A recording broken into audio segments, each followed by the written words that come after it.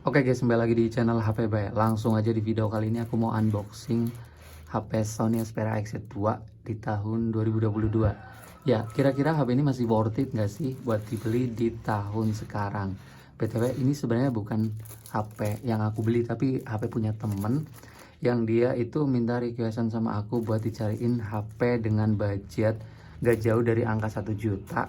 Tapi HP-nya itu yang memiliki kamera bagus, videonya bagus, terus sedikit-sedikit bisa dipakai buat ngegame, bisa juga buat dipakai kayak editing video kerja kayak gitu, atau istilahnya content creator low budget banget. Nah, ini aku cariin khusus dia Sony Xperia XZ2 karena HP ini bisa dibilang HP limbah Jepang yang menurut aku sendiri masih sangat worth it buat dibeli. Mengingat harganya sekarang memang nggak jauh dari angka 1 juta, kalian bisa melihat sendiri nih, 1,1 sampai 1,2 lah untuk kondisi terbagus. 1,3 itu biasanya full set. Nah, jadi dengan harga segitu, kalau nyari HP baru udah pasti speknya kentang. Dan ya ini speknya juga masih oke banget karena flagship 2018.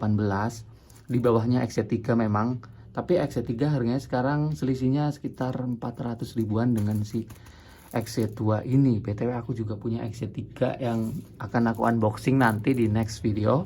Tapi sekarang aku mau fun unboxing aja untuk XZ2, sedikit nostalgia guys, karena sebelumnya bener-bener aku itu make banget nih HP buat daily driver kayak gitu. Sekarang kita unboxing lah.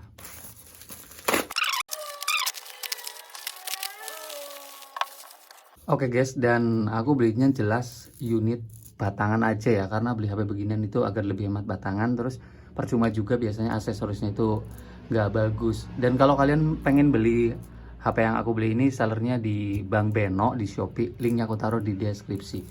Oke, di sini kelengkapannya jelas HP aja. Di sini cuman ada kayak keterangan buat setting internet, setting bahasa, dan sedikit kalau ada keluhan hubungin sama admin.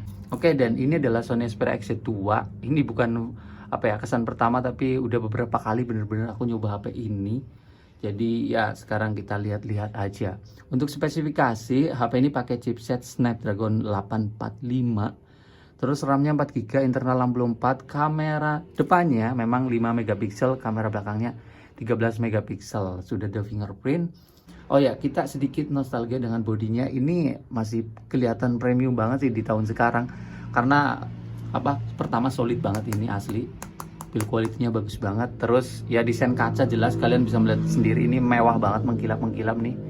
Cuman agak aneh, memang agak gendut, tapi gendutnya ini bagus buat yang namanya pegangan, malah feel gripnya jadi enak guys. Dan paling catatan fingerprintnya nggak enak banget nih si Sony. Oke, ini udah ada sertifikat IP68 ya, tahan air, cuman kondisi second jadi nggak tahu lah. Oke, kita lihat tampilan depan. Di sini layarnya udah memakai rasio 18:9, jadi nggak cupu-cupu banget. Dan di penggunaan juga lebih enak karena layarnya panjang, lebih bisa menghasilkan konten lebih banyak. Oke, di bagian bawah sama atas ini udah ada speaker yang sudah stereo, dan aku juga seneng banget sama speaker HP Sony karena peletakannya di depan dan rata-rata udah pada stereo speaker, suaranya juga bagus. Langsung aja kita hidupkan. Oke. Oh ya, HP ini cuman punya slot SIM-nya cuman satu ya, tapi bagusnya Sony itu slotnya tinggal congkel-congkel. Buat kalian yang nanya HP beginian itu sinyal aman gak sih? Sebenarnya kadang kita bisa dapat unit yang sinyalnya itu all provider, tapi kita juga bisa apes dapat unit yang jadinya itu kayak wifi only. Aku pernah kedua-duanya guys, jadi bisa punya dapat unit yang bagus. Sampai hari ini juga aku masih pakai limbah Jepang XZ Premium. Terus yang sempat yang namanya jadi wifi only juga pernah, kayak S Compact XZ1 itu pernah bener-bener jadi wifi only. Oke, tadi sempat nge-restart karena aku cabut, jadi apa ininya restart ulang kayak gitu. Oke, kita tunggu dulu. Oke guys, dan setelah HP-nya nyala, kalian bisa melihat sendiri ini untuk tampilan layarnya. Aduh, kayak bening banget sih asli. Gak tahu kenapa aku sebagai user Sony Xperia lama seneng banget sama kualitas layarnya. Kita taruh-taruh dulu. Oh ya, di sini. Oke, ini widget ya. Oke, aku tambahin dulu biar seimbang. Nah, Ini untuk user interface-nya, karena HP limbah Jepang biasanya banyak banget aplikasi Jepang, cuman ini karena belinya di seller Bang Beno biasanya udah pada dihapus ya. Jadi simple seperti ini untuk UI Sony Xperia. Cuman kekurangannya ini belum bisa ngilangin bar navigasi di sini, kalian belum bisa.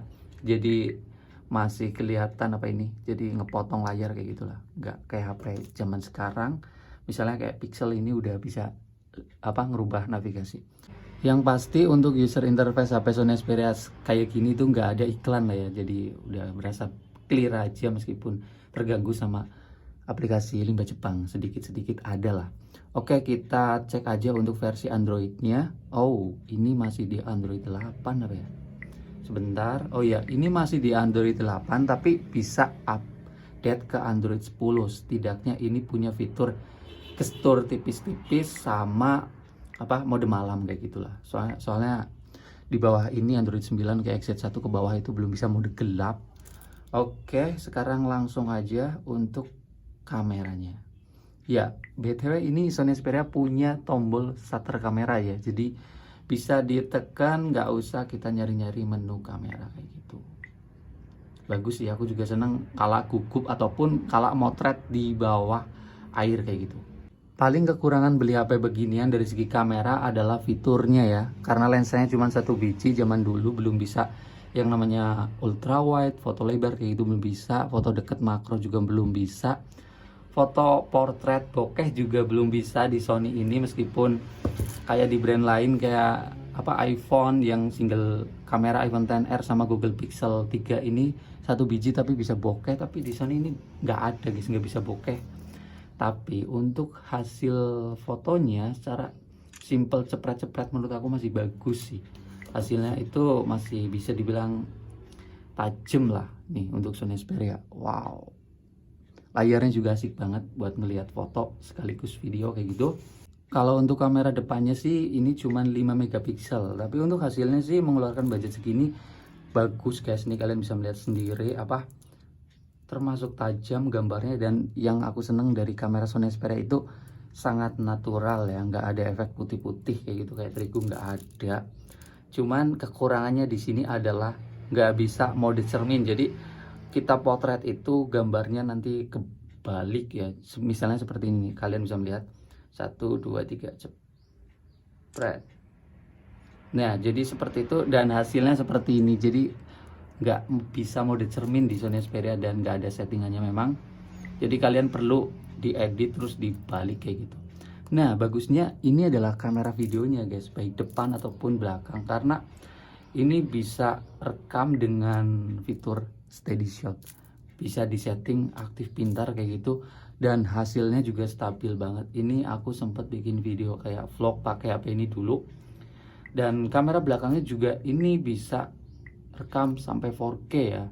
Terus stabilisasinya juga bisa ini, dan bisa juga rekam slow motion sampai 960 fps. Keren sih. Itu dari segi kamera menurut aku ini masih bagus banget. Nah, sekarang kita balik aja. Oke guys, mungkin segitu aja untuk unboxing Sony Xperia XZ2 di tahun 2022 ini. Memang unboxingnya santai aja karena HP punya temen. Tapi kalau kalian sedikit ada pertanyaan atau penasaran kepada Sony Xperia XZ2 ini, kalian bisa tulis di kolom komentar. Kalau menurut aku sendiri, buat beli XZ2 ini nggak usah mikir. Yang penting kalian bisa cari kondisi yang bagus aja. Karena harga 1,2 juta ataupun 1,1 kalian bisa dapat mantan flagship 2018 dengan chipset yang masih powerful, kamera yang masih bisa banget diandalkan, terus desain dan body yang udah kerasa flagshipnya, layarnya juga udah ngepanjang, setidaknya nggak cupu-cupu banget, dan ingat baterainya termasuk awet untuk mantan flagship 2018 yang sudah berumur, dan di kelas Sony Xperia ini juga salah satu yang paling awet sih menurut aku, yang berdasarkan pengalamanku gitu. Oke, kalau menurut kalian gimana? Tulis aja di kolom komentar. Kita ketemu lagi di video selanjutnya, dan bye.